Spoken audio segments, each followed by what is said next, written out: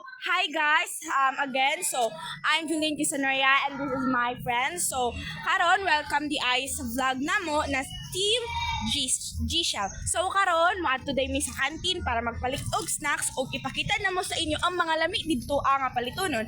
And bye-bye! If you can see, yung mga kaibigan ko or mga friends ko ay papunta ng kantin para bumili ng gusto nilang siomai. So karon guys, napudri ato ang auntie nga magbaligya diri sa tong kantin. So auntie, hi.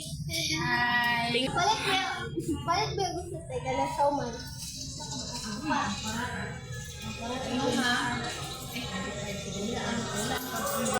Sa kantin nagbaligya siya og usabo ko. Tay, hi, tay. Hi. Oh, di ba?